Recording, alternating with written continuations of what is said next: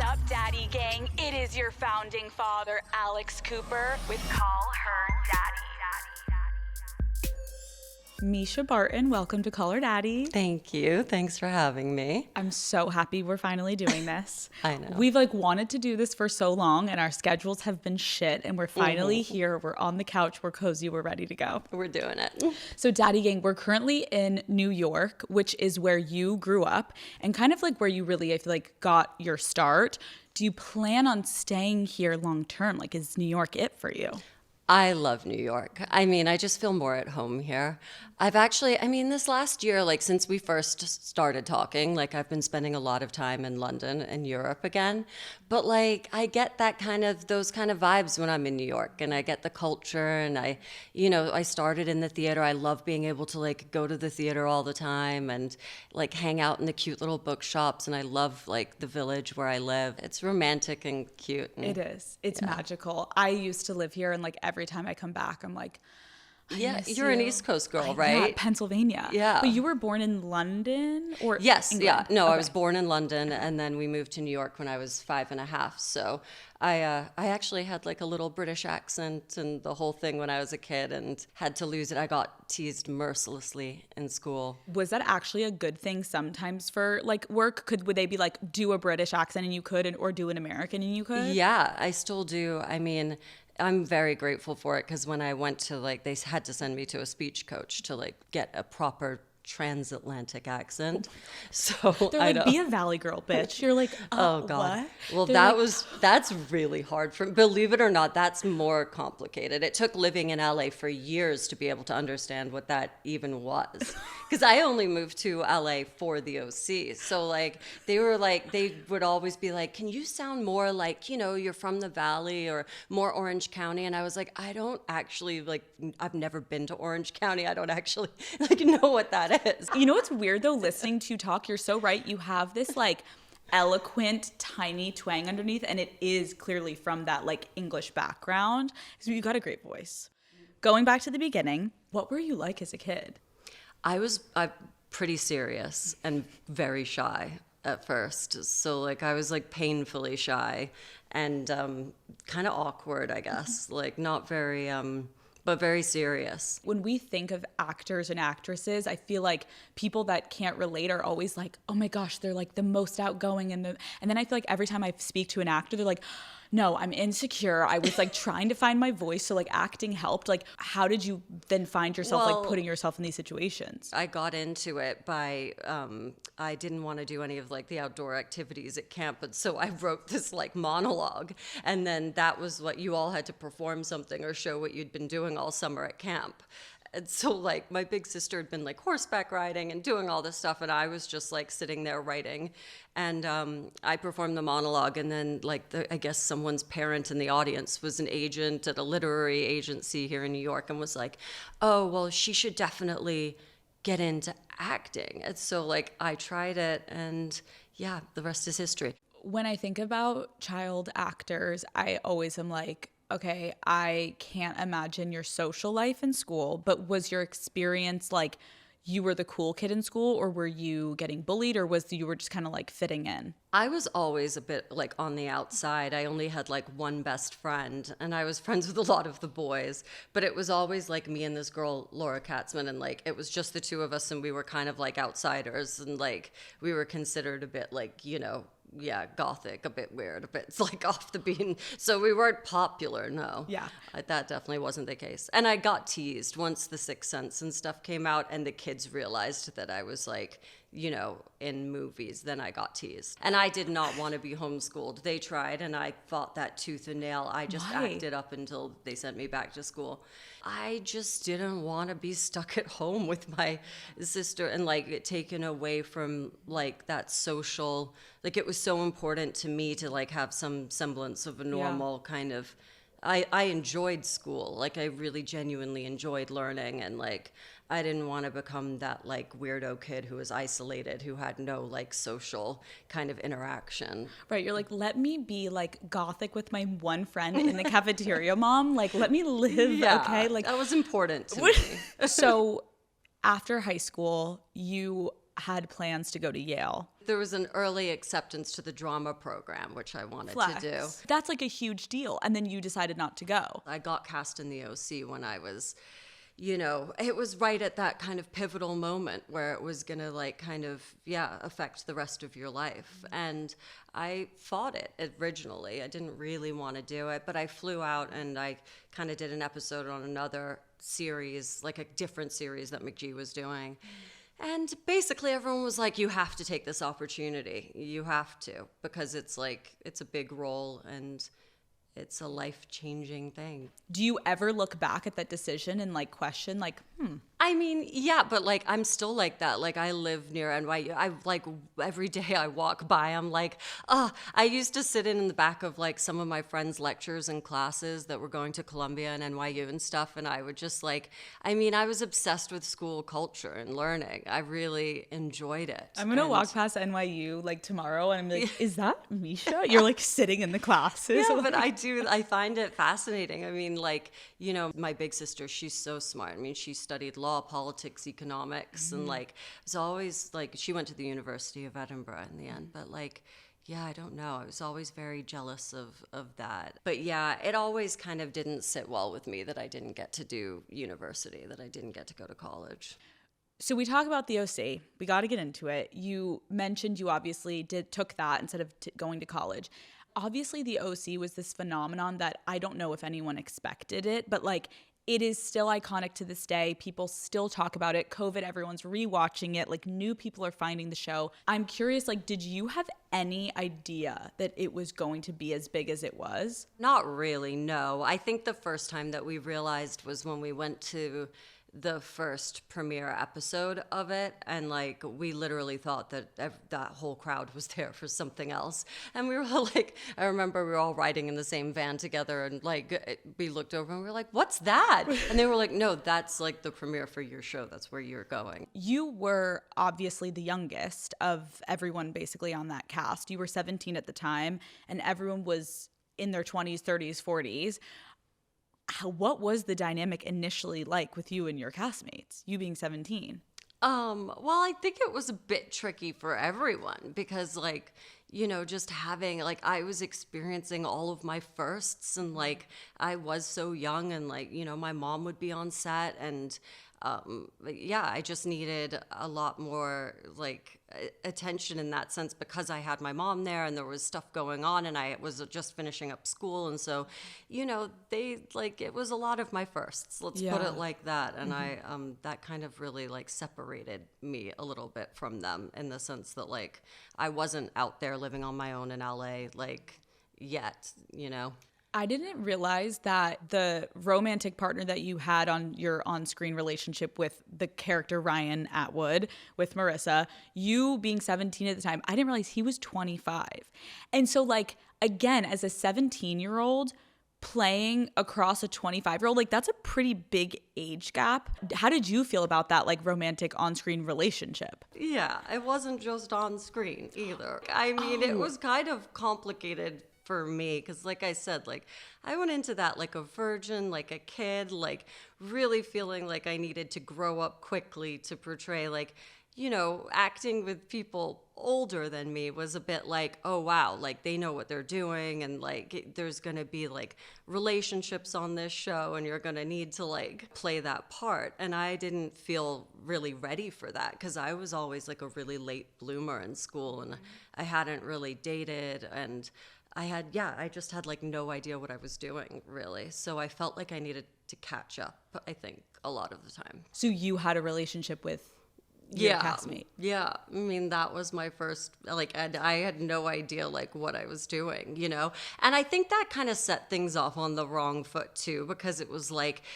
people hook up on these shows and whatever, and these things happen, but it was, we threw ourselves all into it very fast. And then, when you break up and things don't work and they see you dating other people, and, notoriously there was a lot of interdating on that show and different people getting together. But it was, it definitely was tricky that it happened like right out of the gate. Yeah.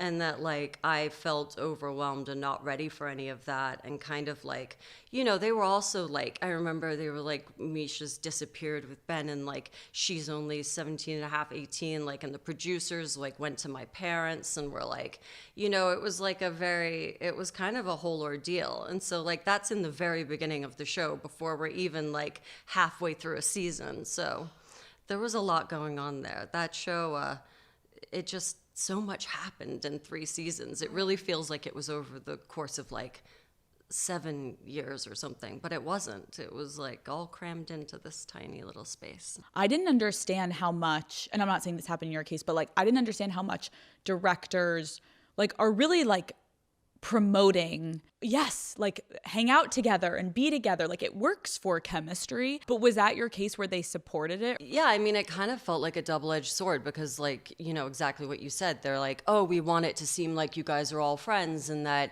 you have chemistry and we need this to really work and make it look like you guys have this chemistry.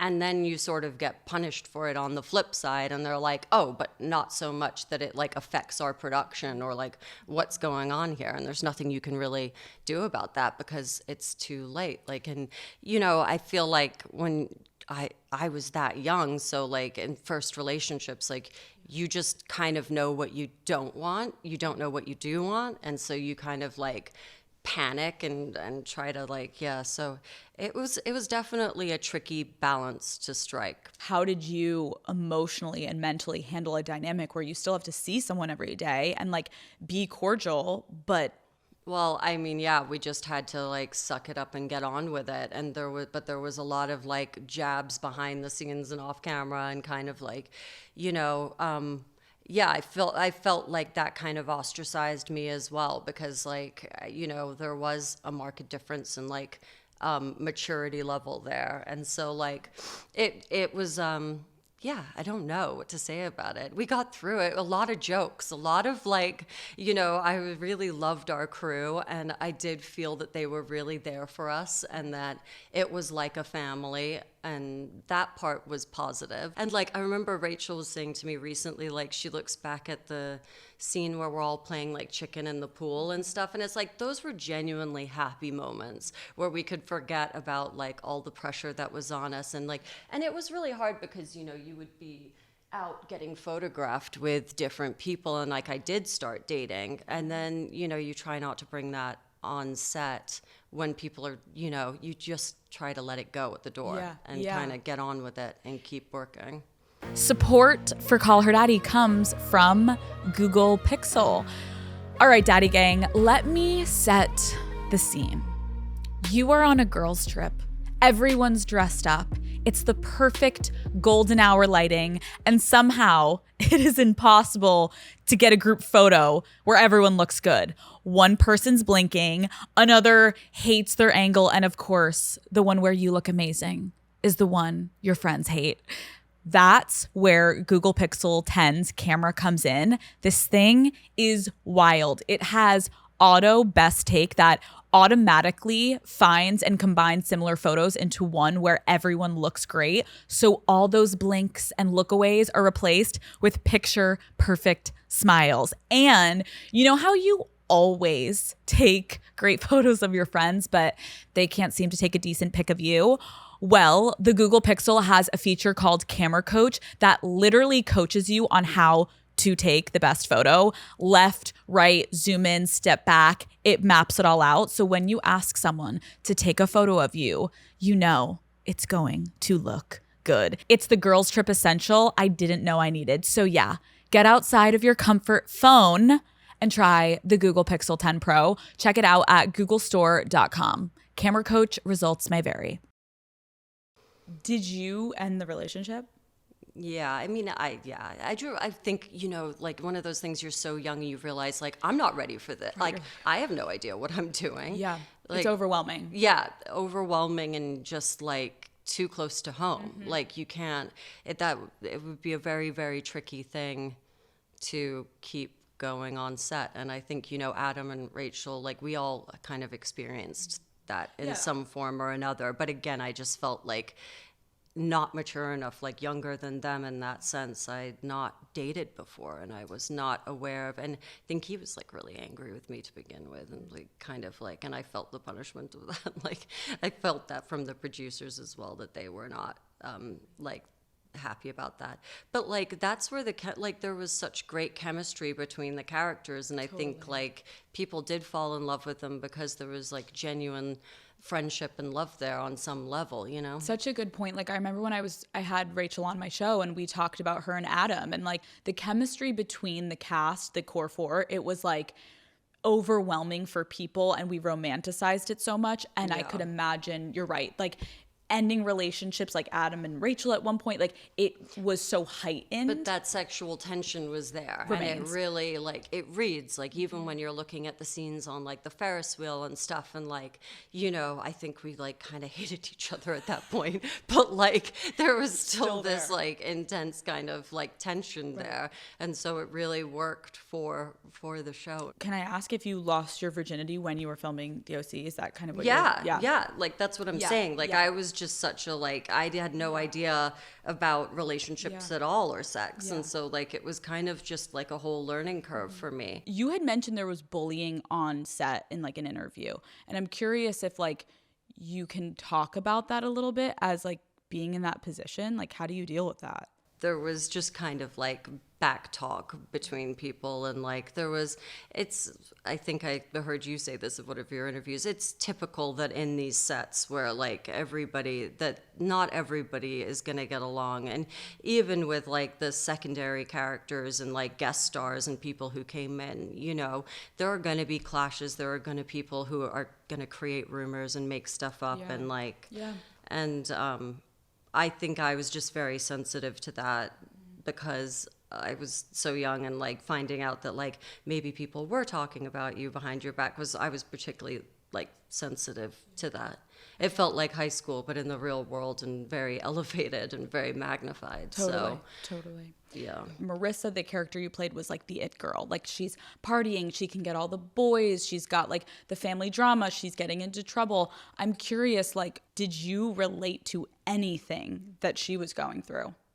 I found those places in her, I guess. I mean, like, I started to more and more. I think that's why they wrote so much drama for her in there, like the relationship with her parents and stuff, because that was the stuff that I felt that, you know, emotional turmoil and angst in my life going on outside of the show. And so it was easier for me to play into that. And so I did you can't help but start to relate to your character when you're playing somebody day in and day out. There is this bizarre kind of like emergence of the two, and even like my social life outside of the show took on a very weird turn with me dating like, you know, like a typical like rich LA kid, and like some of that kind of like, and because of the fame and the paparazzi and stuff, it kind of like all took on a weird turmoil around. So the character ended up like, that's what we played up in her as well, because I really was going through a lot of growing pains and kind of coming into my own. And so the things I related to most was like her inner turmoil. You leave at the end of season 3. It still to this day is like one of, I feel like, the most heartbreaking moments on TV. Your character dies. How did you decide? Spoiler alert. Right. Oh, yeah. By the way, if you're watching on TikTok, turn this off. I'm like, so Marissa dies. Oh, yeah. How did you decide to leave the show? Was it your decision? That's complicated. You know, things had not been going. Like, they really needed, like, a huge cliffhanger. Something had to give. Something had to change. And I'm, like, to be really honest, like, you know, I think as Josh and Stephanie were writing it, they knew they needed something huge. And the obvious thing was like, how much more can we really do with Marissa? Like, really, what more can she do? She's like experienced like with drugs, her sexuality, with like, and they'd written so many things, and they were such quick succession of arcs, like that she was kind of like a character that was spiraling out of control. And at the same time in my life, like, you know, I was getting so much attention, and there were other things going on, like people trying to write other roles for me, and I would not be released from the show. I could not go do anything else. So like, you know, even like Stan Lee was writing like a comic book character for me. Like there was no way that they were going to let me out to go do anything outside of the show, because that's just how it is. You're like, and so I think it was the obvious choice. The friction just between my team at the time and them, and like how I did seem to be the most alienated one and a bit a fish out of water. Like, I think that was like, it was an obvious choice. And we like, I don't know. I mean, Josh and Stephanie have their own ideas of how they ended it, and they say that they regret like a lot of like how they did handle it.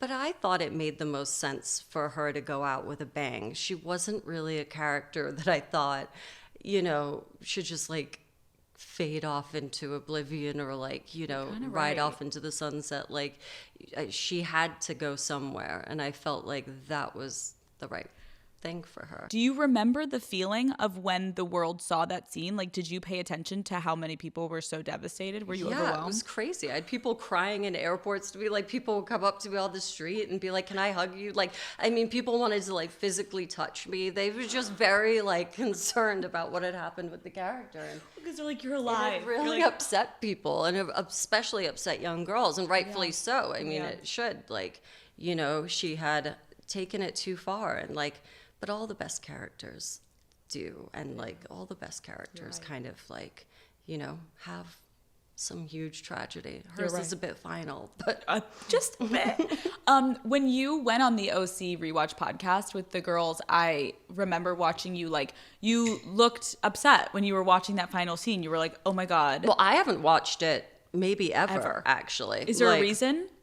Well, I never sat down and watched the show as it was airing. It was not something, so like a lot of it I hadn't seen. And that one in particular, I hadn't seen it since we shot it. And I forgot so much about it. Like the fact that there's no music there is really a choice, because the show was so music driven. So good. And that whole thing is just kind of like silent. And then, you know, the flames in the car, like I didn't remember it being quite that dramatic, the way the car is actually on fire, and like, Oh girl, it was dramatic. Yeah. You had me in tears. And then Alleluia starts playing, and then I you're know. like but when you watched it and you were like, okay, let's turn this off, it's gonna get emotional, like what did it bring up for you seeing that scene? Because it felt like you were like upset. we were upset on set that day. A lot of the crew were really sorry to see me go, and they were pretty upset, and it was a lot of goodbyes and like, you know, putting on a brave face about the whole thing. But basically, like, I mean, I would always make light of everything, and we were like, more blood, more drama, like, you know. And but it was a sad time, because we were sorry to leave each other, you know. They really were like a family to me. A lot of the guys and, you know, the heads of department on that show were really there for me through tough times, you know. How would you describe that time of your life, like after the OC? It was an intense time. It was because I think the thing that I hadn't really wrapped my head around was like the amount of worldwide fame that show actually got. And so there wasn't anywhere to really hide. And I think what overwhelmed me was like, I was doing all these campaigns, and like there were times when I only had a few days off in the year. There was a lot of friction at home. There was like really no place for me to go that felt calm. And there was just a lot of pressure being put on me by people who expected the most out of me constantly. And so like I never really, like, there were some years there where like there was only like maybe 2 days off in the year, like, and I didn't. So and like what really got me would be going to somewhere like Australia or wherever you would think would be like the middle of nowhere, to like, and then still having, you know, pictures surface of you, and like it felt like I could never really get away from anything, and I had no privacy. The paparazzi were absolutely obsessed with you. It was like insane. Can you talk about some of like the like details of like the way that they would try to get to you to like really embody what you were going through? It was dangerous most of the time, and also just extremely invasive. I mean, the lengths that they would go to like tap phones and conversations and like find out where you were going and track your car and stuff. I mean, the lengths they went to were pretty absurd. I think I read somewhere you said something like they would give homeless people phones. No, they really did. They would give people in the Malibu, Country Mart and stuff, and people on Rodeo, they would give random people phones, and they would say if you ever see a celebrity show up, I'm the first person you should call. I'll give you $50, $100, whatever it is, if you tip me off that you see Mischa or Nicole or any of these girls coming down here to go shopping or go to lunch. That way they wouldn't have to sit there all day and wait themselves in the car. Lazy fucks. Lazy piece of shit. Okay, you couldn't just wait there yourself. Yeah. I mean, that's just insane. And you're right, Yeah. it was a different time. And I think maybe with social media now, there's just more access, so it's less intense. You can't get away with the same level of invasion of privacy. And you're right, it's better. I think people have lived and learned, the nice thing about social media is and the way it is now, you can give access to what you want to give access to. And so if you share more, then there's less of this kind of insane wall to try to get behind. So they're not literally scaling the walls to celebrities' homes anymore, because you're in there posting about your life and you're sharing more about your personal life. And so it doesn't have that kind of intense, the stakes aren't so high. You, I think, had said at one point someone on your team around you started to give you prescription drugs. When did that start happening, and how did that happen? It was happening even towards the end of the OC. Call Her Daddy is brought to you by Airbnb. So no one tells you as a kid that you need to literally cherish your family vacations. Back then, it's another trip, and you all pack into the car and you argue over the music and who gets to sit where, and you honestly yell about what did I forget to pack and what's going on. It's chaos.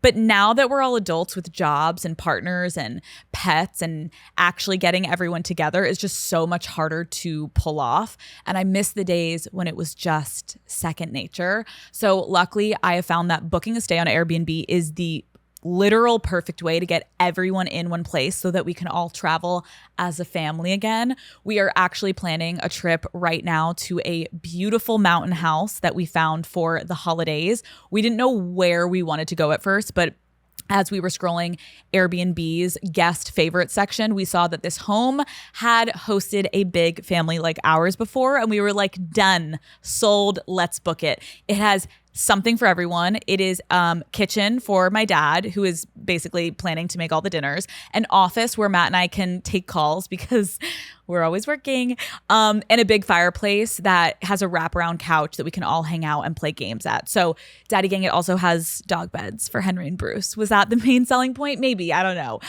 But if you just want to go somewhere, but you don't really know where yet, let Airbnb make the decision for you like we did. The guest favorites feature is a collection of the most loved homes on Airbnb. It can inspire where you go next, and it might even create a new tradition for you. So whatever's on your travel wish list, a big fridge, a backyard, hammock, or bathrooms for everyone, Airbnb probably has it. What are you waiting for? Daddy Gang, the end of the year is the perfect time to set up your big next move. Whether you're starting something new or you're building your brand, Shopify can be your chief of staff and your co-founder, helping you plan, launch, and grow so you head into 2026 ahead of the game. When I'm thinking of the year ahead, I know I want to take things up a notch when it comes to UNWELL events. That's the main priority. And I had the best time meeting you guys last year all over the country. And I want to just keep making the parties bigger and better than ever before. So whether you're throwing events, starting a side hustle, or you're opening a storefront, Shopify takes all the guesswork out of running a business. Shopify Magic and the suite of AI tools are a total game changer. It's revolutionizing the way that you can build and manage a business. And if you are starting out solo, that is literally totally fine. Shopify basically becomes your back office so you can stay focused on what really matters. You'll have your own AI assistant helping with literally everything. directions, reports, photo edits, content ideas. Shopify's got it covered. You guys already know Shopify has made my life so much easier when it comes to running different branches of Unwell. It's been in my life, I feel like, literally for forever since starting this company, and I'm always on the go. So being able to scale and keep a tab on things from my phone has been so key for me. I also love being able to see where you guys are shopping from and what you all want more of. So Daddy Gang, it's time to build your brand. Head to shopify.com/daddy to see how easy it is to start your business today. Someone on your team around you started to give you like prescription drugs. When did that start happening, and like how did that happen? It was happening even towards the end of the OC. Like, it was put into the contract that I had to have a sober coach with me, and so then like I was being watched 24/7, but like it was still very popular in those days, like to still be prescribing like Xanax and things for like, you know, like whatever. Like if you were under a lot of duress or stress, they'd be like, this is what you need to do to like kind of get through it. And it was just being constantly told what to do by people every second and micromanaged in every single way. And I think that just became, I don't think it did become overwhelming for me. And it wasn't like there never really was a proper break. There was never really a moment. And like I remember coming back home, like they were very concerned. Like I walked into my house and there was like, you know, like 10 guys in suits all sitting around like talking to me. I was like, what is this? And they were like, well, you have to go do a project in like 2 weeks. Like, are you going to be ready? So it just kind of all started compounding. Like you're saying the men in suits were there to like, it was just people from like all over, like the agency, like producers, like people really wanted to know that I was going to be performing and doing like the schedule that they expected me to stick to. And like, I mean, I don't think that would even like, I don't think you could really do that with actors now. Like now, if you say to somebody like, I'm not doing well, or like, there are like trigger words that you can like, where they're like, okay, well, we have to leave this person alone. Like she needs like a few days off, or she needs some time to herself. Like that wasn't the case then. And I've listened to other actors talk about that too, where they were kind of like, I mean, it's a big deal when you're helming a whole show and everybody's jobs are relying on you and situations like that. So that's an interesting point, like mental health wise, like no one was having conversations the way that they were now. So like, because all I'm thinking about is anyone like asking you like, Mischa, are you okay? Like, do you need a break? And instead everyone's like, how are we going to get you out the door the next day? Like, take this pill. Like, everybody's here. Like, you're making us all money, so let's go out the door. That's a lot of responsibility and a lot of weight to put on a young girl that's been doing this for so long. Like the beginning of this interview, I'm like, you're 10 when you get your first movie. Your mom, your relationship with your mother, at one point you did fire her as your manager. Like, what was the dynamic that led to that, and then how did you get back to a relationship? It just wasn't healthy. And I mean, it's still like, you know, I've just in my life I've really learned to prioritize like my chosen family and like the people who have really actually been there for me.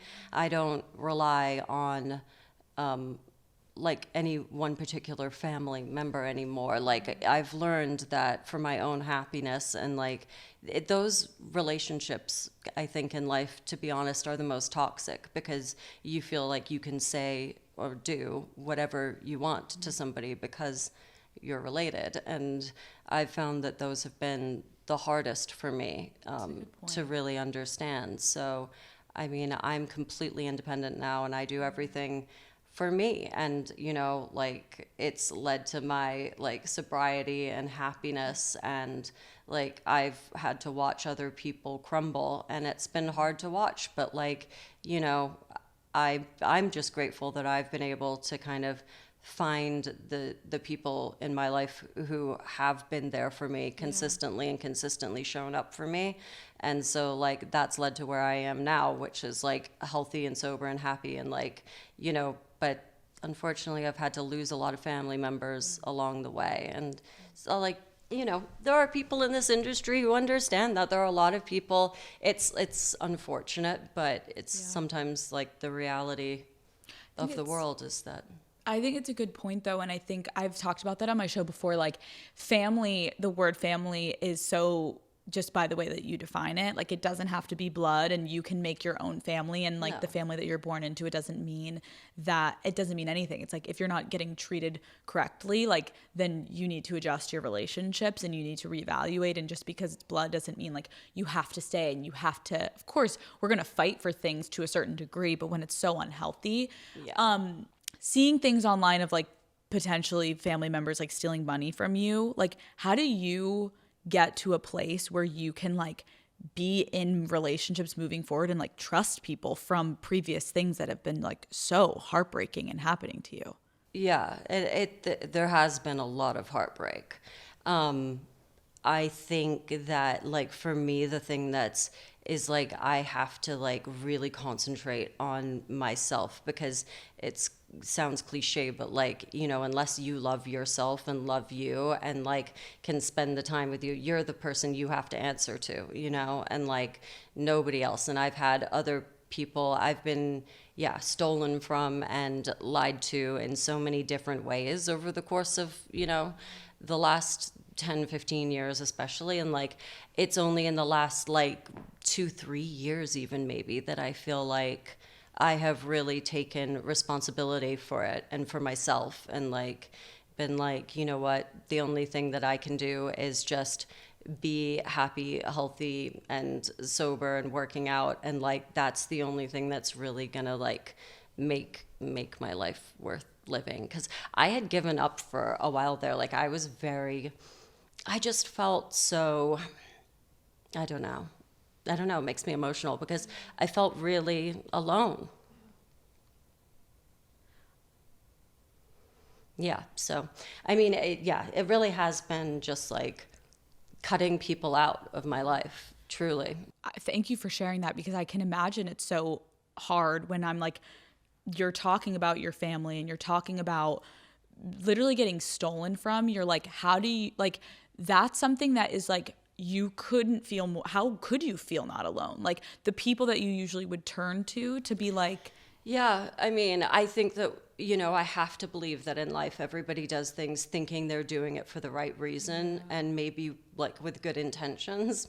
But sometimes like there isn't always good intentions and sometimes you can't really explain why people do what they do. And it's a tricky one. And I think, you know, in family especially, it's a tricky one. And you can just like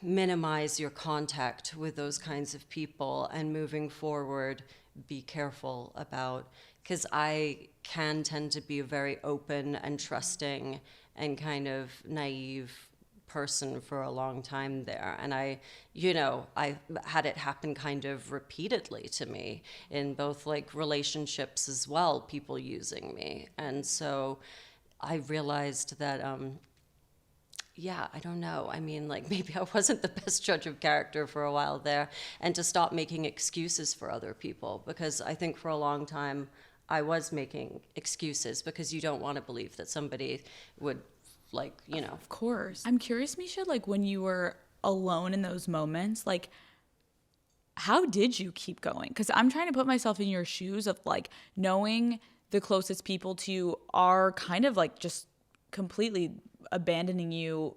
There's no trust. You're getting stolen from. Like, how did you keep even going? I mean, a lot of therapy and a lot of just like cutting people out and working on myself, and like strength comes at the darkest times, you know? I mean, I've found my strength. And when I was younger, like I thought I was gonna like be dead by 27. I was gonna be part of that 27 club. It was like live young and fast and die. Like, you know, I was like, I really didn't give a shit. I was reckless. I was over it. I didn't really, you know, want to be doing stuff for other people anymore. I didn't want to be like, you know, the person that everybody needed to be making the money and doing the this and the that. And then like, you know, I think when I got to my 30s and I was like, shit, I'm still here. I'm still going and I'm stronger than I was then, you know, and I've been through so much, and these experiences haven't killed me and they've made me so much stronger. And I've been to court. I've fought for my rights. I've fought for my freedoms, and I've,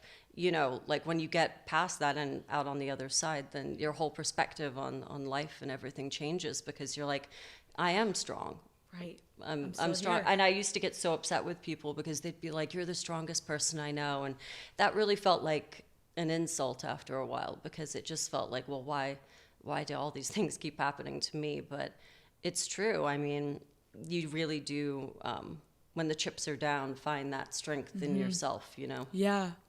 I mean, I'm so sorry, because I can't imagine like being at a place where you are almost like aware that the end could be near for yourself because of what's happening in your life. Like Well, I romanticized all of that kind of like rock and roll, just like, you know, I was just like, I had kind of made up my mind that it wasn't gonna like, yeah, that there was no real kind of longevity in it for me, that I just didn't want to, I didn't care to like keep going.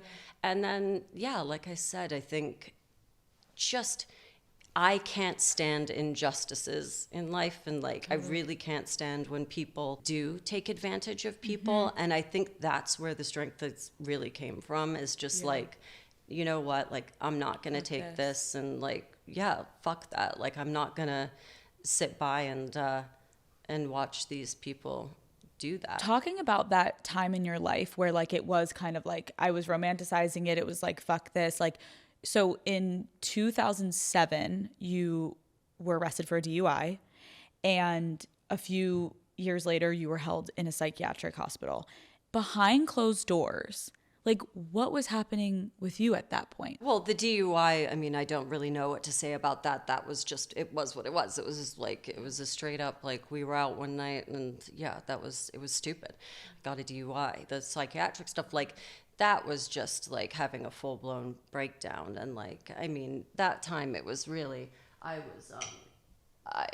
was drugged. Somebody had slipped me roofies, and it was GHB, and I'm lucky to be alive. Like, I mean, I just happened to be like, I overdosed. And so there was so many things that other people did to me that felt like so aggressively like wrong. And, you know, I don't think that I realized how dangerous that seedy side of LA can be. And like, I had been kind of really protected and sheltered for a long time. And when I kind of got out there in the like, you know, and I was like, I want to live my life. I want to be a normal person, whatever that means. And like, go to these parties, go do this stuff. And then it's like, you know, you end up in a situation like that. It's so, yeah, I mean, you really do. You live and you learn. And that was, I just had a full blown breakdown from that. When I heard you say, like, it was so annoying hearing people say, like, you're so strong, you're so strong. You're like, but why does this all have to keep fucking happening to me? It was just hard, people saying that. I mean, like, you know, even like my boyfriends and all my friends around me would constantly say that, but I didn't feel as strong as I think I was coming across, you know. I do have this like kind of like British thing of like, suck it up, just move on, like kind of don't show your feelings, like just kind of try to keep like a good exterior to you. You know, it's only in the last few years that I really feel that, like from the inside out. For a long time, I didn't really feel that strength to the degree that I do now. I was thinking about like of all the, when you're saying, you know, like people basically taking advantage of you. In 2017, one of your ex-boyfriends you found out had filmed you when you were having sex and was going and trying to shop the sex tape. Yeah. Can you take me back to the moment where you realized that even like existed and what you were going through? It was a disaster. It was an absolute fucking nightmare. But I mean, yeah, I don't like to go back there, but I will tell you, I mean, it was yeah, shady. Boys who live together in a house, probably red flag. Too many computers, red flag. I mean, like the whole thing was just like, in hindsight, red flags everywhere. But like, I mean, in the bathroom, in the living room, like the whole like just constant So yeah, it And was you had bad. no idea? No idea. Absolutely no idea. Somebody actually showed it to me, and I was like, one of his friends came to me and warned me, and I didn't think it was possible that some of that was real, and it was. I mean, and apparently he was even caught saying to somebody like he knew that Kim Kardashian and Paris Hilton and all these people had sex tapes, and that like I was one of the only girls who wouldn't like. And I mean, if you know me, I'm very private and really prudish when it comes to like sexual relationships and what I share. And so that was just like, I mean, I thought my world was ending. It was literally like the worst thing that anybody could do to me. I mean, forget all the like other things that people have done to me. That for me was like, no, I cannot go on if this person manages to do this to me. And so like I was at a friend's house in the Hollywood Hills, I remember, and she woke me up and she was like, oh my God, there's a rumor going around that that there is like footage. And I was like, of what? Like, what can it possibly be? That was a whole crazy experience. I became my own detective, and I went to the LAPD, and I was constantly contacting like the sex crimes. Like I did my own surveillance of him and his friends, found him, like, yeah. So I had to turn into like a full-blown vigilante there for a minute. And did you? I'm glad I did. Absolutely. When you found also out, like, did you have a conversation with him? Did you not speak to him again? God, no. I mean, like he disappeared. He upped and like, I mean, it was already over. It was just a 2-week thing, and it was so he'd already gotten what he wanted. He was long gone. I had to like track him and his friends down, and I mean, yeah, it was like a nightmare.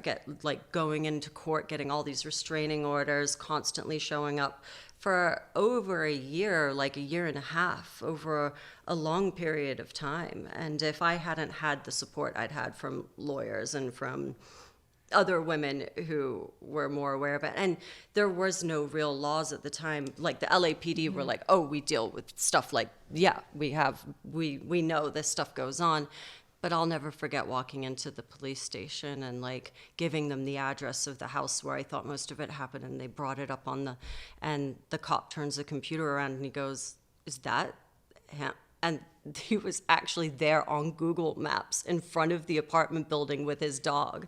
And I was like, I mean, like, God, when I say the detective in me like came out, you have no idea. You're like, let's go get this motherfucker. You have no idea. Wait, so did you date this guy for 2 Yeah, weeks? it was just like a 2-week fling. Mischa. Shocking what goes through people's minds, like where they see opportunity, isn't it? It's just so sick how it happens. Any woman listening, like if they're going through this, like No. it is not your fault. No. It is illegal and it's a crime. I'm curious, of everything like that's just you've been through in your life, are you resentful at all? No. I mean, there are people that I look back on and I'm like, I've definitely can't stand them. I'm glad that they're not in my life anymore. And I blame them for some of the things that kind of went on around that time period. But no, I mean, I don't think you can be resentful in life. I think I still have, I like to think, like a great sense of humor about things, and I keep things very lighthearted, and I keep my chosen family very close. And the family that I do choose to speak to very close. And like, you can't be resentful in life. It's all over if you're going to get like that. You may as well be dead. Like, what's the point? Right. You can't sit around and hate people for the things that happen. You have to learn and grow and mature from those situations and like evolve, I mean, life is one big like learning curve and story. And so like, you just, all you can do is like learn and grow. And I'm actually very grateful for that, in the bigger picture. Like, it's definitely made me who I am today. If you could say something to yourself when you were at that point where you had the mentality of like, fuck it, I'll be in the 27 club, like, what do you wish you could say to Mischa now? You're going to be here 10 years later sitting on a couch talking to Alex Cooper about it. So get your shit together now. Bitch, you're gonna be alive and thriving and happy and healthy, and it's all gonna come together. Because you don't see it at the time when you're in it. You just feel so overwhelmed, you know. And depression is real, and it takes like a while for like the serotonin and the like happiness to like level out, and for you to come back from these situations. And it's not like an overnight like, but then like strangely one day it will be kind of like a switch gets flicked. Isn't and that you so feel weird? It is weird. It's like you look back when you're talking about it. Like I have moments in my life too where I was like going through something or whatever, and then one day you're just like making coffee or and you're like, oh my God, it all. I'm not like, that person at all anymore. I don't know, because when I was in it, I didn't see, like, I couldn't barely even see a pinpoint of a light at the end of the tunnel. Yep. And now here I am, and it's like, Thank I'm God. not even in the tunnel. You're not, bitch, the tunnel's nowhere to be found, okay? It's gone. It's so gone. It's gone. Are you dating? Are you in a relationship? Are you single? Call Her Daddy is brought to you by Old Navy. From everyday activewear to cozy sweaters, Old Navy's got presents at perfect prices for everyone on your list, including yourself, sweetheart, okay? I always say I am going to be that person who gets my holiday shopping done early. I make sometimes even a list, and I will open up a bunch of tabs, and I'm like, oh my God, I am literally ahead of the game. And then all of a sudden it's the week before Christmas, and I'm like, oh my God, I'm paying for overnight shipping, and I'm stressed out. But Daddy Gang, this year, we're both gonna do it better, okay? This year, we're going to Old Navy. I know that everyone always needs a good pair of jeans, and they have got that. Tons of trending styles for everyone and anyone on your list. And for your friend who basically lives in sweats, hello, me, Lauren, if you're watching this, the Bounce Fleece, it's a must, okay? It's smooth, lightweight, and has a cooling finish. Plus, it comes with a matching set so you can look put together even when you're just running errands. We love a matching set, okay? They also have the dynamic fleece, which is sleek and made to move, and Old Navy's best-selling activewear Power Soft that's supportive and keeps sweat out. Plus, there's tons of little gifts like fluffy earmuffs, pom-pom hats. Hi. You need those? Yeah, me too. Gloves and faux fur accessories that make the perfect stocking stuffers. So while I was shopping for my mom, I ended up purchasing myself a few pieces from the Power Soft activewear so I can look cute while I hit the gym. It's hard on Old Navy because you're like, oh my God, I'm shopping for my sister. Oh my God, I need that now. You can do both. We can do both, ladies. So whether you're shopping for your sister, your best friend, or secretly, again, yourself, Old Navy has it all for all of us. Shop in-store or online at oldnavy.com. Are you looking for a new statement fragrance? Yves Saint Laurent's iconic Libre collection is everything you've been looking for to feel your most confident. You may see me in no makeup and sweats most days, but I never ever skip perfume, okay? It is always the last step before I walk out the door, and it stays in my bag no matter what I'm wearing, because if I smell good, I feel good. Daddy Gang, I do not gatekeep here. When someone asks me what I'm wearing, I always tell them it's from Yves Saint Laurent's Libre collection, especially for all of my vanilla girlies. YSL's new limited edition Libre Vanille Couture is on another level. It is warm, bold, has a little bit of sweet with rich vanilla caviar, rum liqueur, absolute lavender, and orange blossom. Of course, the original Libre Eau de Parfum also never misses. It's made with lavender and orange blossom and gives that kind of warm floral vibe that works for every day. Personally, I have been rotating both. I love a little spritz of the Vanille Couture. A good scent changes everything. Shop now at Sephora.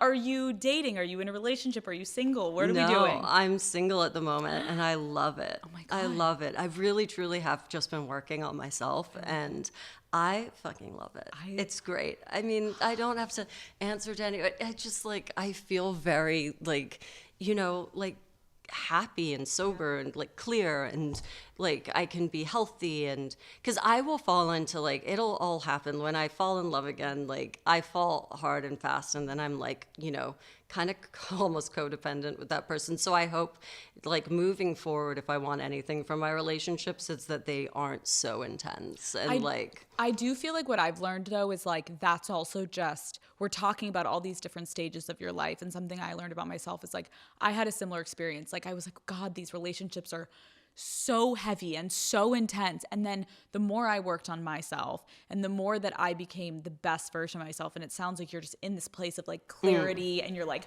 Pilates and yoga and sobriety, bitch. Like you don't fully give focused off on those yourself. vibes. Guys don't feel gonna like meet they someone can different. control you like that. Completely. Yeah, exactly. Because you without even knowing it, you are giving off vibes that you need to be babied or you need to be taken care of in some way, I think. And like, even though you feel like you're acting so independent, but like, yeah, it's different. Like you will attract someone completely different in this new stage of your life just because you also see yourself differently. I mean, even think about what you were feeling about yourself before 27, and then now you're like, oh my God, these are different people. Like, I mean, yeah, that person never would have considered settling down, never would have considered marriage, kids, anything. Like none of that would have even been like, I'd have been like, oh, hell no. But, yeah, things change. so you said you kind of would consider yourself like, are you a romantic? Yeah, Valentine's Yeah. Day. Mischa brought me literally a nice little teddy bear and a little rose. Well, you're engaged. And I was Thank like, oh, you have to spend Valentine's.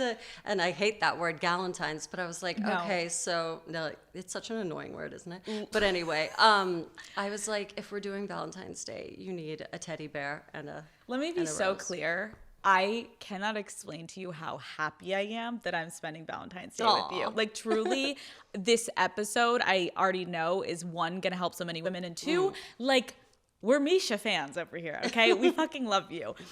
If you do start dating again, what is your approach to dating and what are you looking for?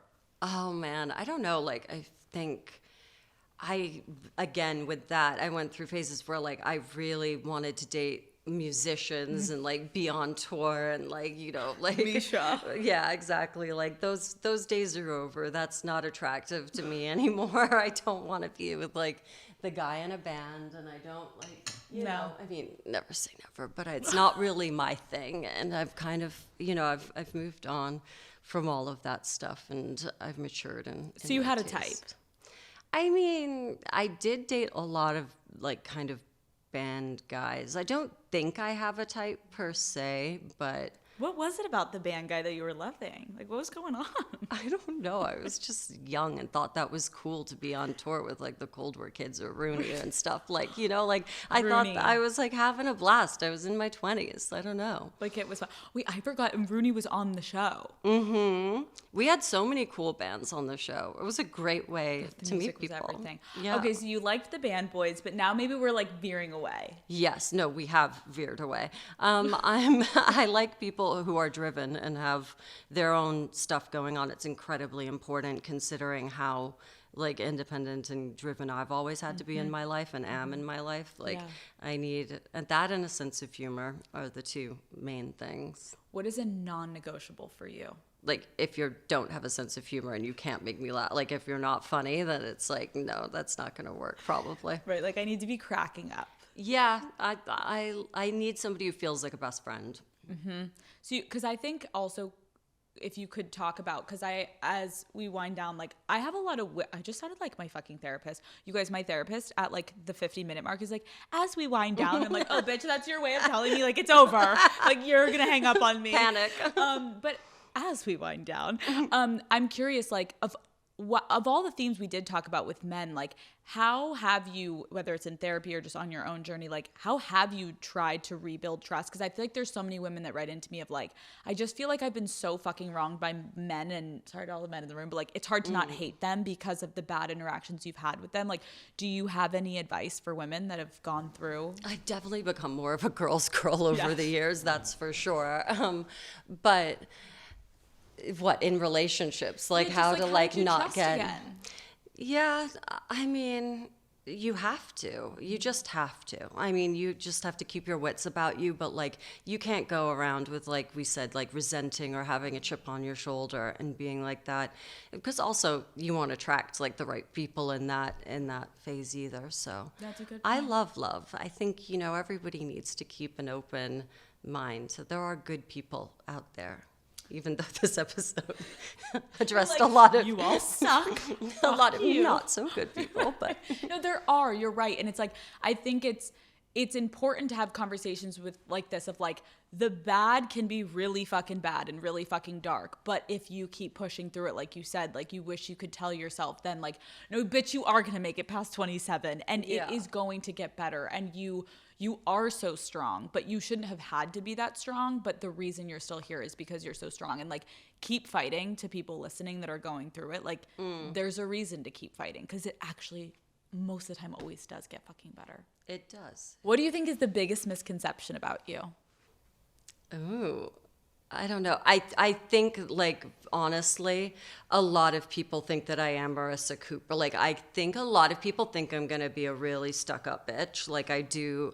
I get that vibe, like, that people think, like, oh, I've dated these guys and that, like, I'm going to be... I do think that that's a horrible, like, it kind of comes with the territory of when people meet me. They're always like, oh, you're so much prettier in person and you're so much nicer than I thought you were going to be. And I'm like, wow, okay, I don't think I want to know what you thought.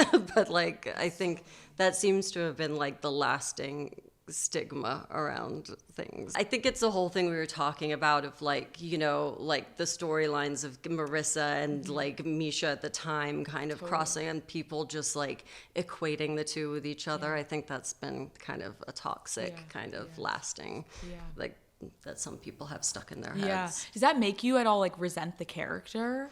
No, I still love Marissa as a character. I think she's a badass bitch, and I think like she was a great character. I just think, you know, like people are not the roles they play, and like actors are like, you know, you, Yes. give Actors a are not break. the roles they play. Period. God bless. Everyone online, you get that? TikTok? Okay. What do you hope people take away from this interview? Hopefully, like for me, girl strength and power, because I think talking about these things and like, you know, if you can talk about your dark times and your depression or anything that you've been through, and like for me, like I said, I was walking around the city with my headphones and listening to your interviews, and I do find them really interesting, and I think it's important that you can listen to other women's perspectives and what they've been through. And if you're having a bad day, hopefully it's not as bad as Mischa's first day. You're like, bitch, hopefully this really brings me up. This will brighten you. But your you're day. right. It's like sometimes when you're really, everyone goes through it where you're feeling so alone. And there is something really nice when, especially people you look up to that you know online are like, oh, I have been through it. Yeah. It can give that person sitting in their room, whether it's a good or bad day, to be like, damn, I'm so not alone it's all the same themes. We all have ties to each other. It's just we experience it or feel it differently. But no, I really appreciate you opening up today because I know you don't do a lot of this kind of stuff. No. But I think in the right environment, like it was such a Well, powerful... I wanted to talk to you because I think you're cool. I get good vibes from you. And when I first spoke to you, I was like, out of everybody that I could talk to, like, yeah, it's true. I turned down all the podcasts and stuff, but it's been fun talking to you. Thank you. I really appreciate that. Last question. Yes. What can fans expect from you next? What are you up to in your life? Just like give us the tea. Ooh, you know what's fun is, well, I was working quite a bit last year, which was fun, and so I was traveling a lot. And then so I was working in Australia, and now I think I'm going to be doing a rom-com later this year in Australia, which is a really new territory for me. So she's a really fun character. Yeah, I know. It's not the kind of role, but she's got this kind of like a great sense of humor to her, the character and stuff. And I just think it's such a beautiful backdrop to film in. And yeah, I feel this character. So I'm freaking out. That and yeah, I did a little movie in Ireland last year, which was really fun for me because I got to be back near my Irish roots. So fun. Yeah, just You in a rom-com? I know. Mischa, I'm like, It would be I'm new already territory. gagged. I love this one because it's like a modern day, like real take on, she's got a great sense of humor and she's really grounded, and like the supporting, like he's got a brother in it and she's got her sister. So those dynamics also come into play a lot. So I think it's a great script, and yeah. Let me just say this. The Daddy Gang, my fans, and I will be sat, ready to watch with our popcorn, ready to support our They're girl. coming back too. Like, I mean, it's a fun genre. We don't always want to be in like, running scared and doing True. these dramatic roles. Like, Right, in like our emo days, like sometimes we want to like little laugh with our popcorn. Mischa, I cannot thank you enough for coming on, for trusting me with this conversation, and like truly it has been such a pleasure to get to know you more. And I feel like, I mean, I know there's so much more to you, but I appreciate you sitting down with me because this was really one of my faves. So thank you. And thank you for coming and taking time out of your busy life. no, thanks. I'm glad we got to meet up here in New York. Woo!